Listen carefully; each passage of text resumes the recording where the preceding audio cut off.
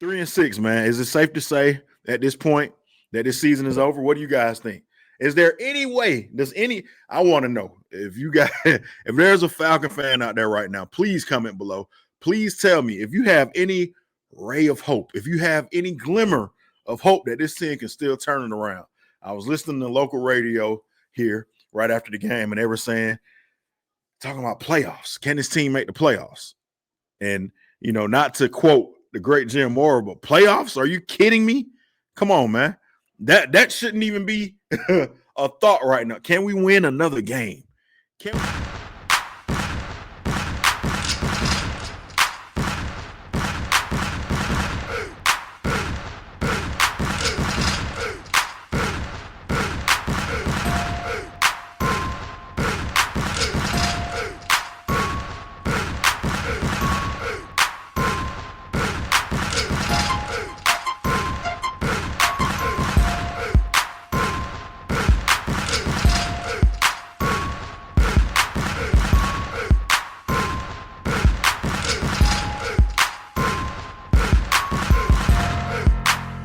What's up, and welcome to Bird Talk. I'm your host, Earl Knows It All, and yeah, man, you'll see my partner in crime, B Woo, I guess a little bit later on this week, but I just had to get on here and had to talk about these birds, man. Can we talk? Yeah, for a minute, I want to talk about it, man. Another disappointing loss from the Atlanta Falcons, man. 31-25 in Berlin. A lot of people made the trip. A lot of people were planning for this trip to go over to Germany, watch this game, man. You're in the middle of the season. Maybe if you forecasted, you thought, hey, this will be a good time to kind of get away right before the holidays, plan a little trip around this. But this team is spiraling, man. 4 losses in a row. They continue to find ways to lose games. This was just a blown opportunity. The Colts are who we thought they were, to quote the great Denny Green. And they let them off the hook, man. They let them off the hook. 31-25, man. You let Jonathan Taylor have a big day. It's a lot of things we can get into with this game. We're going to get into a lot of it, of course, and just kind of give you my thoughts on this Atlanta Falcons team, man. You saw we had a Patriots fan on last week, myself and B Woo, kind of talking about this Falcons team, talking about that game as we led up to it, and just continues to be the same thing with this team, man. The same old. Like, the Indianapolis Colts were not a team that was unbeatable. This was a very winnable game against a very winnable quarterback. You did a lot of things in this game that should have allowed you to win the game. 7 sacks by the defense. You've got a consistent pass rush now. A lot of great things going on for this team, but you just can't seem to put it all together, put together a full game, and that's been the problem for this team all season, man. They've been consistently inconsistent. Simple as that. I've said it several times. I really don't even have to record a video, man. I could probably just run the tape from the last 3 or 4 episodes of Bird Talk, and you will hear the same message that I've been saying. They're consistently inconsistent, but we're going to break it down today, though. We're going to get into it, man, while it's fresh on my mind after just watching this game. Interesting week for me this week, man. I want to spend an extra special shout out to the bums at AT&T who continue to have horrible service as far as the product they provide. That's why you didn't get an NFL matchup this week. And as far as their customer service, too, because it seems like they don't understand what's going on when you try to explain it to them. But I digress, man. So special shout out to y'all. If you ever were going to be a sponsor, no, thank you. Your money's not good with me. I'll pass, man. We'll take somebody else. Now, it's just the Falcons, man. What do you guys think as a Falcon fan right now? 3-6, 4 straight losses in a row. I want you guys to comment below. Tell me how you're feeling right now. The wound is still fresh.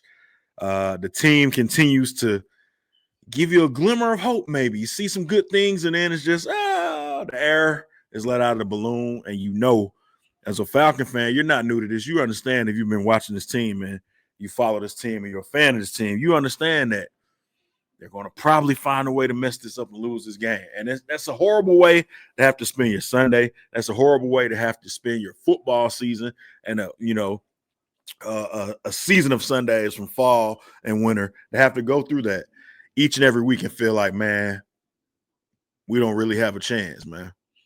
You got the talent there. You've drafted all these first round picks. You feel like you have the ability in a division that is not super duper tough, a division that should be winnable, a division that's right there for the taking and has been, and you continue to Barney Fife yourself, shoot yourself in the foot, can't get out of your own way. From a management standpoint, from a coaching standpoint, from a player execution standpoint, everybody's feet need to be held to the fire. 3-6, man. Is it safe to say at this point that this season is over? What do you guys think? Is there any way? I want to know if you guys, if there's a Falcon fan out there right now, please comment below. Please tell me if you have any ray of hope, if you have any glimmer of hope that this team can still turn it around. I was listening to local radio here right after the game, and they were talking about playoffs. Can this team make the playoffs? And, not to quote the great Jim Moore, but playoffs? Are you kidding me? Come on, man. That shouldn't even be a thought right now. Can we win another game? Can we put together 4 quarters of football that we can be proud of? Even in your last victory on Monday night against Buffalo, which seems like eons ago now, you didn't put together 4 quarters of football in that game. You had lapses in the game against Tampa Bay opening week. But that was probably one of the more complete games you had. You didn't get a good pass rush in that game, and Baker Mayfield gave you some trouble. You go to Minnesota on Sunday night, it's a field goal fest, and the offense does not look good in that game. You win it 22-6, but you're kicking a lot of field goals in that game. And it's a field goal fest. You wet the bed, you get shut out by Carolina.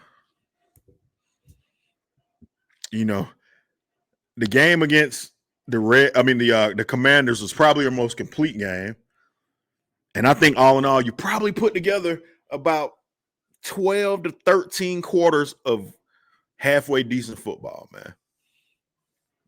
That's what you're looking at. And the results show that you got 3 victories. That's about 3 victories at that point, 3-6. And one of those games you won, I'm not even counting the game against Minnesota as complete football from an offensive standpoint, because you settle for field goal after field goal after field goal in that game. So you're on your 3rd kicker. The kid Gonzalez looked like, I don't even want to make a prediction on kickers at this point, because you're on your 3rd one. His kicks those have been the best looking kicks we've seen all year. Only 2 of them though. The extra points, and of course the field goal. He kicked only 1 field goal. It went through the uprights with no problem. So you'll take that as what it is, but just a blown opportunity in this game, man. Coming up short, 31-25. You ran the ball pretty decently in this game. Algier got 2 touchdowns. Started out the first half trying to be balanced, efficient. Michael Penix Jr. was 7 for 10 in the first half, 99 yards. I know Pitts dropped a potential touchdown pass early on in the game. You saw some frustration maybe from Penix Jr. in that game, but he had a very very bad game in this game as well, man. So it's room for everyone to get blamed in this one, man. Like I said, blown opportunities in this game again, and we keep saying that. You had the opportunity to beat the San Francisco 49ers on Sunday Night Football. You didn't do that. You came up short. You had the opportunity to beat a very beatable Patriots team. Your pass rush got to the quarterback, had him flustered. You had Drake May looking like a second-year quarterback in that game. And you lose it by 1 point. You miss the extra point. No attention to the small details that you need to win. You blow the opportunity in that game. You lose this game by 1 score. You're up in this game. You're up in it. You get a 3rd down and 21, I think it was at one point, that you allow Daniel Jones to kind of scramble out. The defense has played pretty good all game. You gave it that big run, of course, to Jonathan Taylor, 83-yard touchdown, which kind of skewed his numbers. And even without that, he was 25 for 127, I think, before that run. So he was well on his way to a good day with 1 touchdown. He finished with 3 TDs, I think 244 yards in the game, 7.6 yards per carry. Daniel Jones hurt you scrambling. I don't know why Bertrand continues to see the field. At this point, Harrison, Harrison should be out there instead of Trent, or play with 10 players on defense. But guardian cap number one, because Harrison has the guardian cap too. Play without Bertrand at this point. You're doing you're doing your team a disservice by putting him out there. And I'm not saying that Harrison is that much greater than him. I was texting back and forth with B-Woo during the game.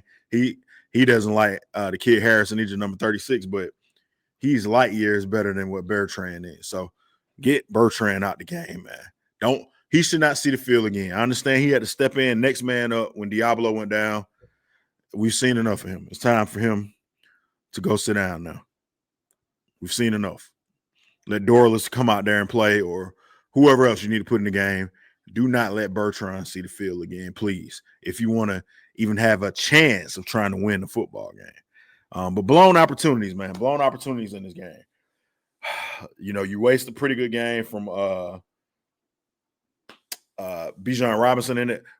Your two young stud first-round picks, JPJ, James Pierce Jr., and Jalen Walker. Jalen Walker is starting to put together a couple good games, man. Yeah, he's getting, I think this was his fourth sack of the season, so he's right up there at the top with rookies as far as sacks are concerned. This game, he also got a fumble recovery. He returned the favor. Last week, he forced a fumble on the sack, and JPJ picked it up. This time, it was JPJ forcing a fumble on the sack. Jalen Walker got to the ball and recovered it. You're seeing those two guys coming off the edge. You see what it looks like. And I've said a while ago, the most important piece that you picked up during the offseason was Ulbrich. Putting him in as defensive coordinator has been great for you.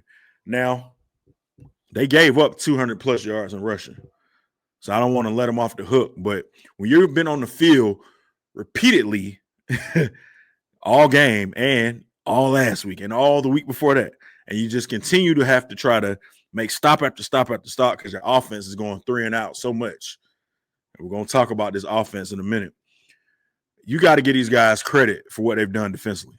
6 sacks last week against New England, 7 sacks this week. Now, last week, you couldn't get off the field defensively on third downs, 8 for 12. I think you only gave up 2 third-down conversions today in this game. They were 2 big ones, though. 2 for 12, so much improvement. This game, it was ugly. 2 for 20 combined for both teams on third down. I heard Raheem Morris say after the game, neither team was good on third down. They got 2. That's why they won the game. They got 2 of the conversions. Huge conversion to the rookie tight end Warren in regulation to keep the game going, to get the field goal they needed. Time of possession in this game, 40 minutes for the Colts, 26 minutes for the Falcons. Your defense is on the field too much, man. Too much.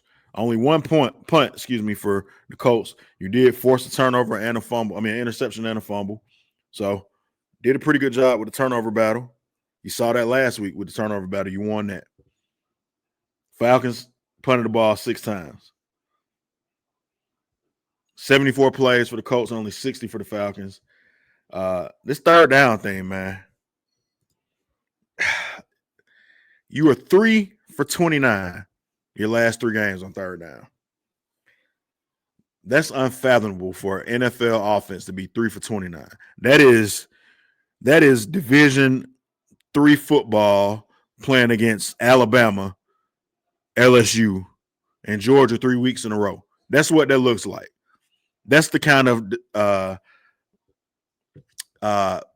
differential will have to be in the amount of talent on the field for you to put up those kind of numbers in football on third down. 3 for 29. Now, you may have one bad week like that. Understandable. But 3 in a row where it's 3 for 29, 0 for 8 today, and you're not getting better. You were 2 for 11 against the Dolphins, 1 for 10 against the Patriots, and now you are 0 for 8 in this game against the Colts. And I don't want to just put it on Zach Robinson, but he gets a very, very large piece of the pie. We're going to slice some of it out for y'all. There's no imagination on this offense, man. I don't know that they have an identity. That's the problem. You got this great running back that they keep telling you is the best player in the NFL. That's what the PR for the team will tell you. And he's a great player. I think he has great talent, great skill set. They don't use him the right way, though. If you watch these games, a lot of the times, if you're saying he's dancing in the backfield, because there's a defender in the backfield. They know the tendencies of this team. We're going to run it on first down out of the pistol.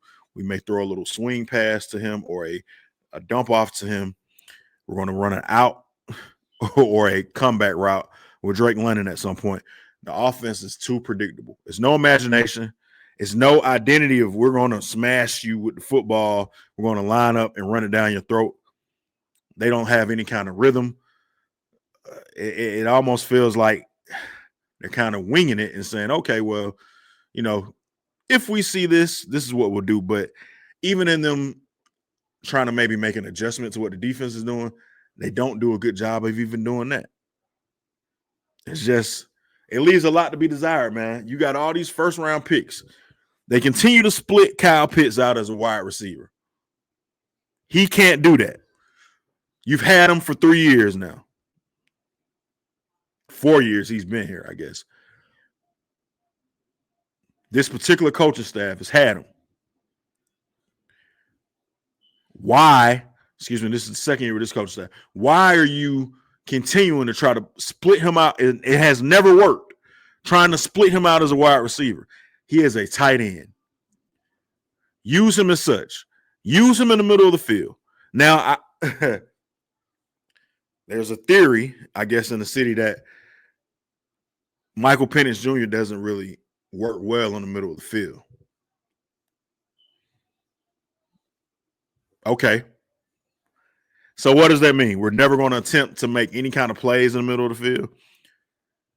And even if that is the case, you can script your plays. You can run some play action passes out of the same zone scheme. That if we're a zone scheme team, right? You're giving them that for a reason because you want the bootleg to be able to work on play action and have something over the top that you can use. You're setting up the offense is like a dance. You have to set up 2 or 3 plays down the road. It's like chess. It's not checkers, man.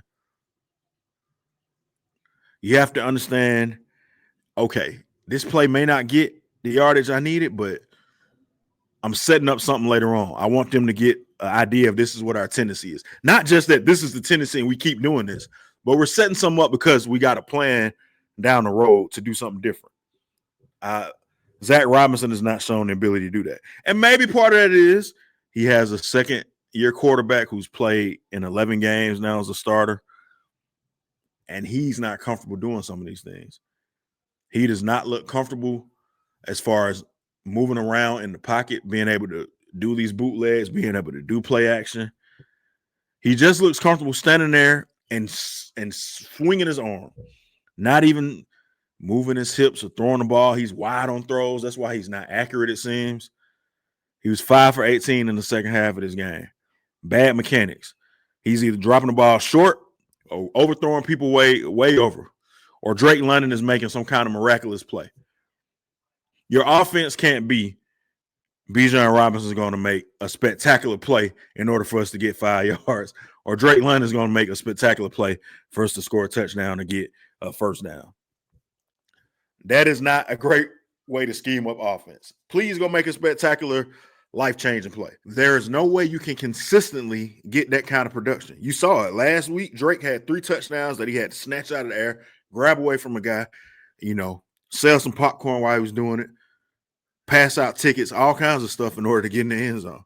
That is not something that can be duplicated each and every week. And that's why you have the consistent inconsistencies of this offense, because you're dependent on guys. You're not putting them in a position to be successful with simple play calling, simple scripting, simple game planning. What does this defense not do well? Let's game plan for that. Or what do we do well? Not even taking it off of what the opponent doesn't do well. What do we do well? What's our identity? What are we going to get into? What do we want to do when it's nut crunching time? When it's time to make a play and make something happen? What do we do well? What can we get into? What are we going to go to? I don't think the Falcons as an organization, as a team, as an offense knows that.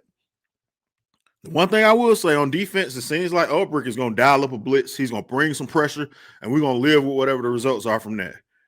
When they don't do that, they struggle to get off the field sometimes. So, I feel comfortable. Hey, we're going to live and die with on defense. We bringing pressure. And whatever happens, happens. We'll live and die with that. On offense, what is that thing, though? Because if you're 3-6 right now, but you have an identity and you know what you're doing and you're saying, this is what we do, cool. It may not be working, but at least you have a plan. It doesn't seem like there's a plan because you can adjust if the plan isn't working. But I don't even think you have a plan, and that's the problem. That's an organizational problem, though, and I keep saying it about this team. And more specifically, this organization. They don't have a plan, man. And it just continues to trickle down from the top. And it's frustrating if you're an Atlanta Falcons fan. I'm sure it is, man. Like I said, you guys comment below. Tell me what you think. What does this – you tell me if you think this offense has an identity and what they do well, what's their calling card? It's supposed to be Bijan Robinson, right? We use him, split him out, do this, do it. Is that what the calling card is? Because he gets – I think he had, 13, 12 touches today out of your 60 offensive plays. Yeah. I mean, yeah, 19 touches, 17 carries in the game, 2 catches. Is that your identity? What you tell me in the comments if you're a Falcon fan. Let me know. Hey, Earl, this is what it is, man. This is what we do. This is what we rest our laurels on. When it's time to make a play, this is what we know we can go to. That's the hallmark of a team that knows how to win football games. Because you're in a lot of these games, they're close, but you don't know what I can go to. You don't know what you can depend on. It's really just throw the ball up to Drake London and pray. You guys comment below. Tell me what you think, man. I heard a brief bit of audio after the game from Michael Penix Jr. They asked him about how he feels. He did hold himself accountable and say he needs to play better. He sounded a bit dejected when David Archer asked him, hey, as the face of this franchise, the quarterback of this franchise, going forward, how are you feeling? What needs to happen? I don't think I heard the answer I wanted to hear. I heard a kid, a young man. I'm not going to call him a kid. I heard a young man that sounded dejected. Does not sound sure of himself because he said, you know what? I don't know. I got to play better. I'm not playing like the face of the franchise right now, and I got to be better. And that was it. It wasn't, and I don't want to hear any false bravado, of course. I don't want to hear any, let me beat my chest, but I also don't want to hear a guy sound defeated as well this early in his career. And maybe this is something that will allow him to kind of, assess where he is right now. I don't know as far as what he's doing to kind of improve or grow as a quarterback. And I even mentioned this, at some point you got to take some accountability. I ain't gonna even say accountability, but yeah, you got to be responsible for your own career. Because the situation that you're in, of course, you don't get to pick that as a player. You get drafted and you go to that situation. But there's certain things that you're in control of. Like your mechanics and you being able to be accurate and throw the football, that's not something Zach Robinson's going to be able to help you with. He can try to coach you up, but you're a professional at this point. So they're not sitting there working on your mechanics and telling you, yo, that ain't really what Zach Robinson, like you got to come kind of with that already, man. So if we at the point where we're looking at that and saying, oh, maybe this is why he can't get the ball to someone in the middle of the field, or maybe this is why it's so inaccurate that he's missing guys. And guys are dropping passes too, but, sports in general it's almost like a dance. It's a rhythm you got to have. If you don't get into a rhythm, and that's from a mental standpoint as a coach, you got to be in a rhythm as far as calling plays. Because when it's running and you running hot and you got it, and it's sometimes like you can't do no wrong. But when it's 3 and out for 3 weeks in a row, it seems to be 3 and out all the time, and you punting the ball, you don't have no rhythm as an offense at all. Your team, you're only getting 3 plays. You're running the ball 1 play, getting 1 or 2 yards. It's 2nd and 8 now long. We feel like we got to throw the ball because we don't want to be in 3rd and long. So we want to try to pick something up. And before you know it, it's 3 plays and you're done. And you don't have any rhythm. Guys aren't seeing the ball come to them. So when they do get a ball for the first time after 4 drives and they haven't seen it all day, or a big third down play, you're trying to hit a guy on a crossing route that shouldn't even be on the field probably, and David Sills is running across and you throw the ball late. I don't know if he broke late or you threw the ball early, but could have been an interception, but he was wide open. He was wide open and you missed him. And there's another third down and you're off the field. This is in overtime when this happens. Biggest play of your season. You need this play to kind of keep your season alive. And it's a guy that you shouldn't be dependent on when you've had all these great first round picks as far as your skilled players are concerned. You got to depend on David Sills to make a play for you. That's frustrating as a Falcon fan. I'm sure it's frustrating you guys, man. My take on all of this, man, 3-6, the season is over with at this point. Whether you run off some wins against Carolina, New Orleans, or whatever. I don't even know as a fan how you could be confident that you could do that first and foremost, but zip this one up in plastic. Let's figure out what we're gonna do in the offseason. Are we getting rid of Raheem? Are we getting rid of this coaching staff? Who do we want to keep on the coaching staff? Is Ulbrich, does he want to stay on his staff? He's been here before. It's his first year here back. Does he want to have some, you want to have some continuity? The defense seems to be still one of the best pass defenses in the league. Are you keeping Terry? Is Terry going to be able to make a change at coach if that is what happens? Will he be able to hire a third coach now? Did he even hire the first two? I guess is the question. But is Terry going to be out? Is Ra going to be out? Zach Robinson definitely probably needs to be out. Glass half full. Kurt Warner's money. Not Kurt Warner. Kirk Cousins' money should come off your books. So maybe you can add some pieces, add some depth at linebacker. So an injury like Divine Diablo doesn't kill your season defensively. Add some more depth in the secondary. Maybe another corner opposite of AJ Terrell, if that's what you think you need. Maybe some D-tackle help, offensive line help. Who knows? But now is the time to start doing it. Is it? Hopefully, who are the people in charge? Terry's supposed to be in charge, right? Rich McKay tells us it's not him. What do you do? Where do you start? Where do you start and say, okay, this is what we need to get done? I think everything is on the table right now.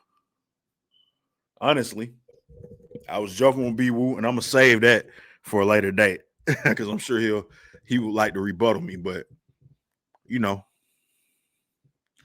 where do you start at with this team? The offense has to be better than what it is. This is a bottom 5, bottom 7 offense in this league. And with a first-round pick at quarterback, $100 million quarterback, take your pick, whichever one you want to go there with. A top 10 pick at running back. 1,000-yard rusher prior to the top 10 pick at running back being there. A top 10 pick at wide receiver. A guy you signed for decent money, Darnell Mooney. I'm not going to go too crazy over him. A top 5 pick at tight end. All of these top 10, top 5 picks you have, all of this money you put into this offense, and the results being what they are, something has to change. I think that's definitely the place that it will start. Starting to see some consistency with the pass rush. We talked about pass rush since Abraham was here. They haven't had one. They've been doing well. Third game this year with at least 6 sacks in the game for the Falcons. So one of the better defenses in this league. Shout out to Ulbrich. He's done a great job, in my opinion. Of course, there's always room for improvement, but good foundation being set on that defensive side of the ball. Now, the beauty of it is Michael Penix Jr. is still very, very young in his career. Still very, very young in age. I guess he's 25, I think. So maybe things start to click. He'll be on his rookie contract still, only his 3rd year next year. But you're going to have to start to make a decision about him too as well. So you want to kind of see if you believe that this is the route that we're going to be going down the line. They say they believe that when they took that trip out to Washington a couple years ago. The proof is in the pudding. It remains to be seen. But Yeah, go ahead and zip this season up, man. 3-6. Maybe you get back against Carolina. That'll make fans feel good. You don't have your draft pick, so your draft position won't matter. So you do want to maybe win some of these games. Or more important than the draft pick, look at what the Colts have done. Look at what the Patriots have done. Having that last place record sometimes can make things a little bit easier for you the next season when you're playing against a last place schedule. So, maybe it's not any need to try to, win these games going forward. But like I said, as a fan, you want to win your division rival games. You definitely got 2 against the Saints that you want to get. And the Saints are probably going to be the number 1 overall pick. So not even for pick purposes, but just for not having a miserable rest of your year on these Sundays that you may be having as a fan. So you guys comment. Tell me what you think, man. Do you think the season's over with? I'm declaring it. It's over with, man. It's a wrap.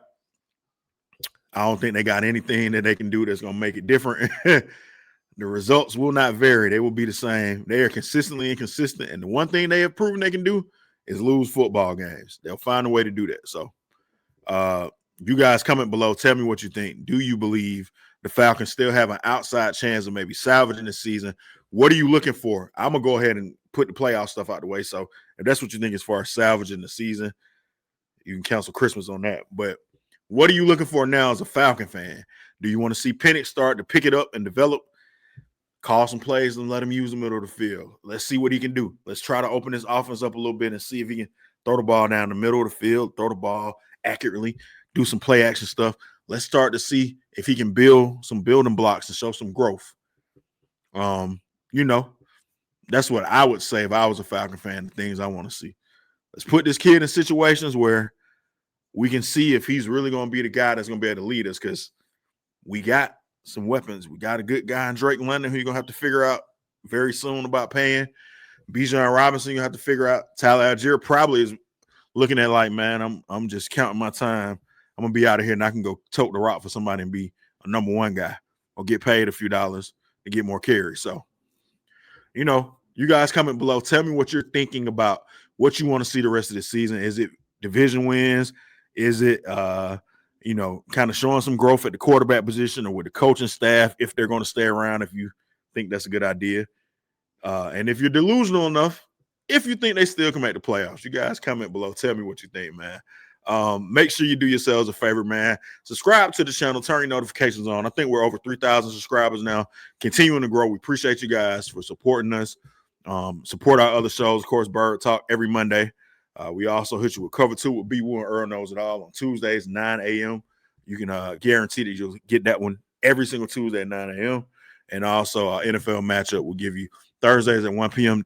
Apologies on not having that one out for this week, but we won't miss any more weeks. Knock on wood, God being willing, provided there are no technical difficulties, man. So you guys in Atlanta, it's going to be a cold Monday morning, man. So bundle up, be prepared for it to be cold and dreary and just, and maybe get this one out of your system and hope for some get back against Carolina, man. I guess that's the best you can do at this point. That's the best I can do for you from a, hope springs eternal type place. So you guys enjoy the rest of your day, hopefully, man, or vent. Use this to vent, man. This is a safe place. So like you said, get in the comments, tell us what you think. And we thank you guys, as always, for watching. I'll be back with my partner in crime, B-Woo, to discuss this game more and maybe look forward as well ahead to the game against Carolina, break down what we think we'll see in that game, what we need to see in that game, and how the Falcons can finally get a W on the board, man. So thank you guys for watching, man. As always, you guys be blessed, man. Make sure you tell a friend and tell a hater. We'll see you back here, and we're going to still leave you with a peace up and an A-town down. We'll see you, baby. BirdTalk.